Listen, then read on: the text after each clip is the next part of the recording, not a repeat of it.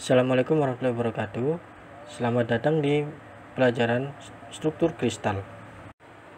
Pada kesempatan kali ini kita akan mempelajari mengenai struktur-struktur pada logam, struktur kristal pada logam,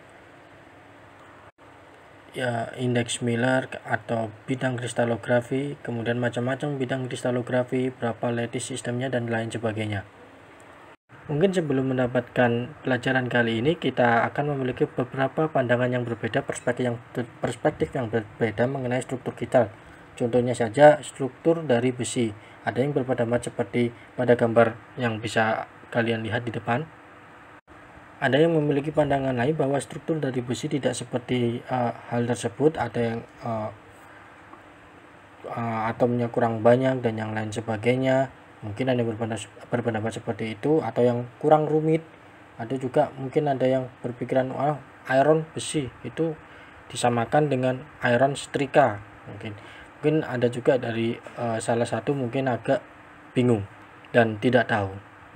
Harapannya setelah pelajaran kali ini kita satu pandangan mengenai suatu struktur kristal. Kita lebih mudah memahami. Contohnya saja besi. Jadi besi kita tahu bahwa struktur kristalnya identik dan seragam. Kita satu pandangan. Tetapi mungkin dari situ juga ada beberapa atau bahkan satu dari dua mahasiswa biasanya akan masih bingung atau bahkan tidak tahu sama sekali. Jadi secara natural kristalografi ini kita belajar dari struktur geologi. Kalau kita kalau di Asia, di Jepang, kita sebutnya namanya adalah agate. Kemudian kita hancurkan batuan geologis tersebut, kita amati, kemudian kita teliti apa saja sih kandungan apa yang informasi dapat kita peroleh dengan menghancurkan batuan tadi. Misal untuk struktur kimianya itu SiO2, kita bisa tahu di situ. Kemudian sistem kristalnya adalah tetrahedral seperti pada pelajaran kimia yang telah didapatkan sebelumnya. Ada yang tetrahedral dan yang lain sebagainya. Di sini sistem kristalnya adalah tetrahedral. Kemudian kekerasannya kita bisa tahu itu sekitar 5,5 sampai 6,5. Kemudian spesifik gravitinya 2,6 dan warna, transparansinya dan varietasnya berbeda-beda. Ada banyak sekali macamnya. Untuk suatu zat padat itu kita bisa membreakdownnya menjadi dua bagian yang berbeda. Ada yang crystalline, ada yang non crystalline, atau nama lain dari non crystalline itu adalah amorphous. Dimana untuk bagian crystalline terdapat dua jenis yang berbeda. Ada yang single kristal, ada yang polikristal. Apa sih single kristal itu? Jadi single kristal di sini adalah merupakan suatu struktur kristal atau crystalline solid structure di mana secara periodik susunan atom-atomnya akan tersusun rapi dan berulang seperti hal tersebut. Jadi tersusun rapi tanpa adanya interupsi, jadi tanpa adanya gangguan dalam susunan atom-atom tersebut. Itu kita namakan single kristal, seperti yang bisa kita lihat pada gambar berikut. Jadi pada single kristal itu hampir tidak ada perubahan arah atau perubahan orientasinya. Jadi arahnya tetap sama. Untuk single kristal ini sendiri banyak kita jumpai pada alam dan pada lingkungan. Secara alami itu banyak sekali dijumpai, tetapi tidak berarti hal tersebut kita tidak bisa membuatnya sendiri. Jadi kita bisa merekayasa suatu material supaya menjadi suatu atau memiliki bentuk single kristal. Terus kemudian ada yang namanya polikristal. Jadi untuk polikristal di sini kebanyakan dari suatu padatan atau kristalline yang mempunyai suatu struktur kristal itu biasanya terdiri dari beberapa grain kecil atau beberapa kristal kecil yang membentuk atau tersusun dengan arah orientasi yang berbeda. Pada hal tersebutlah yang kita namakan sebagai polikristal. Dan yang untuk bagian non-kristalin atau amorfus di sini, kalau kristal tadi ada susunan atom-atomnya teratur, untuk non-kristalin itu susunannya tidak teratur. Jadi acak, random. Untuk itu pengertian dari yang non-kristalin atau amorfus. Mengingat atom-atom pada logam menempati posisi tertentu relatif terhadap atom lain, maka dapat dikatakan bahwa atom logam itu tersusun secara teratur menurut suatu pola tertentu.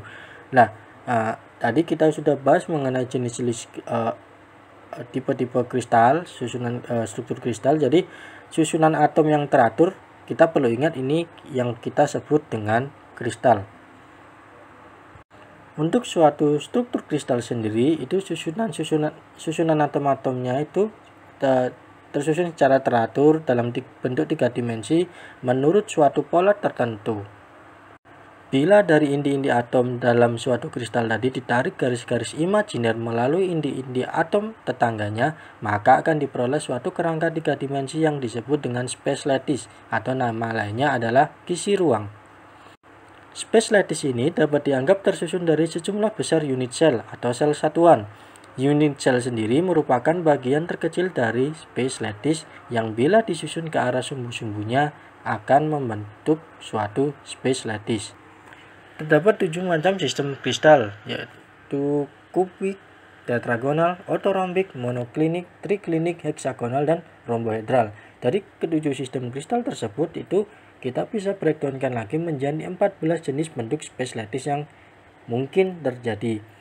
Jadi kita bisa lihat pada tabel di bawah ini kenapa kok alasannya dibagi menjadi 14, kenapa kok juga 7. Sebenarnya ada alasan matematis di belakangnya.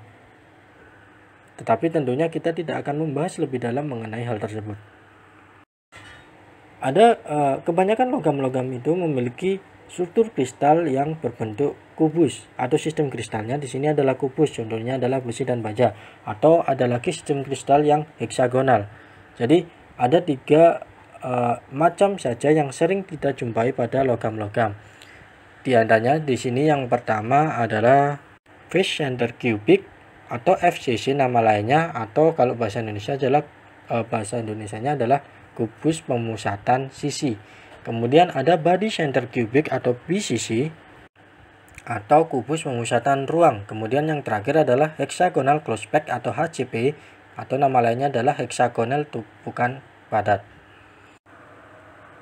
Di samping itu juga ternyata ada beberapa unsur yang dapat dijumpai dengan jenis space lattice yang berbeda. Sifat yang demikian dinamakan polimorfi. Jadi di antara logam-logam yang memiliki sifat polimorfi ini ada yang sifat polimorfinya bersifat reversible.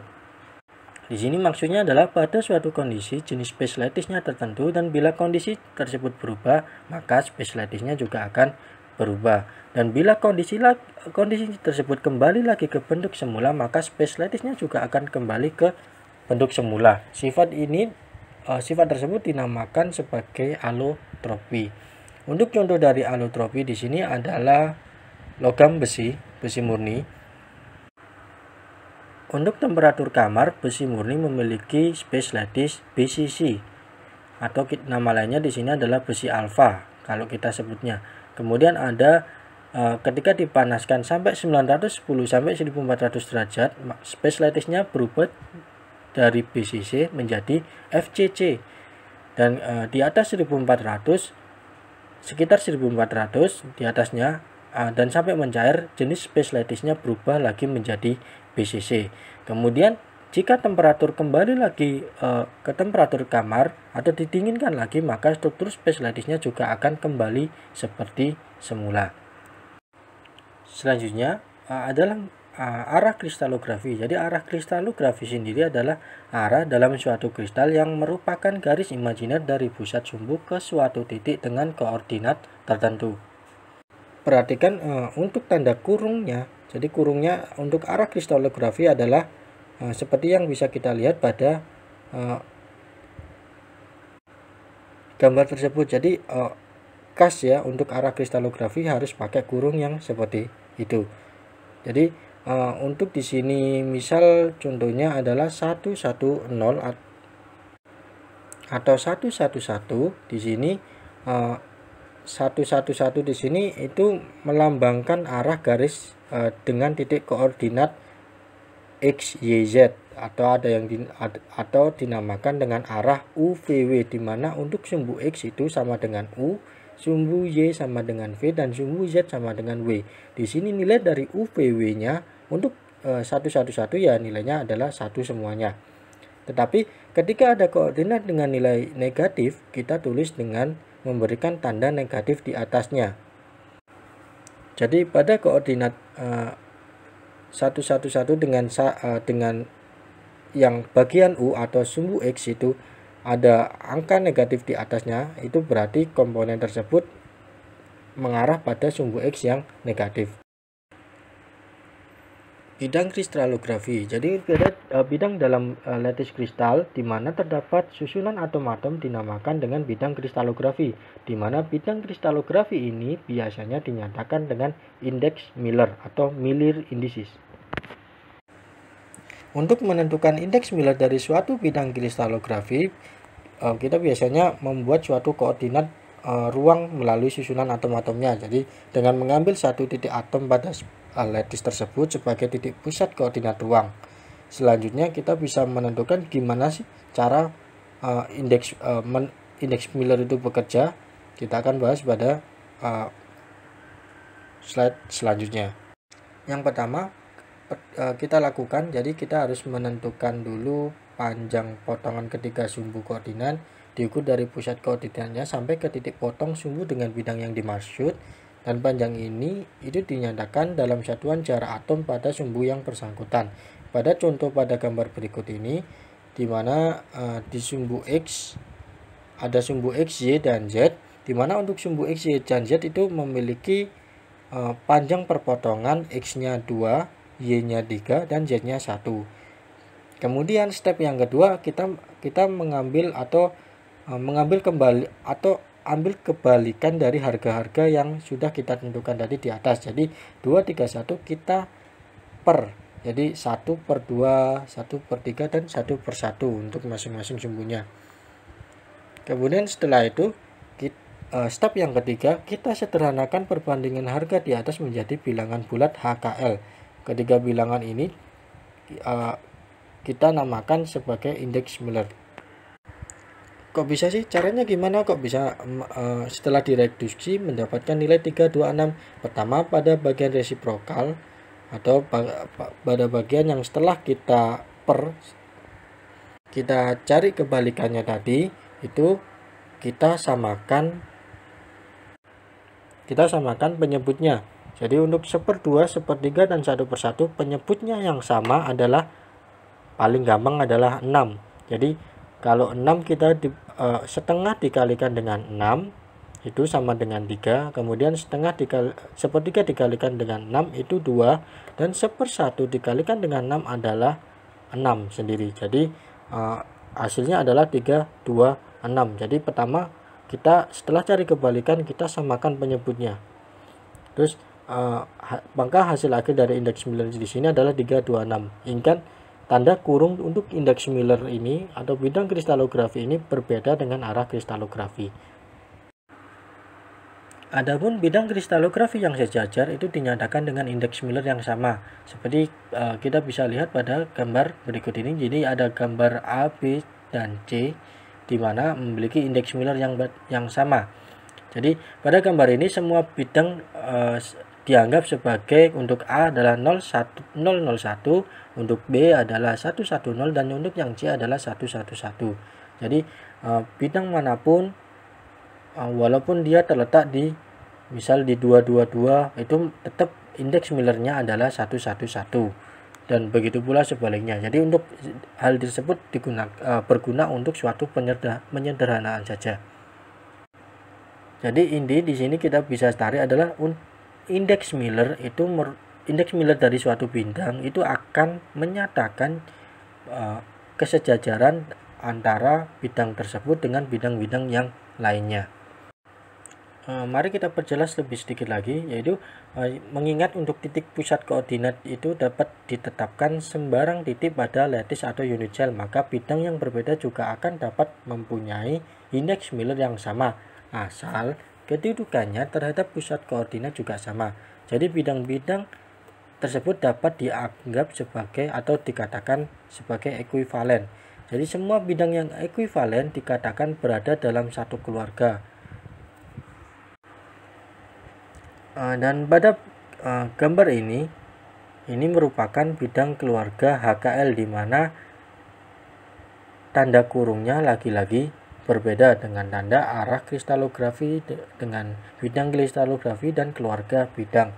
Untuk keluarga bidang 100 100 ini memiliki terdiri dari bidang-bidang seperti 100 010 001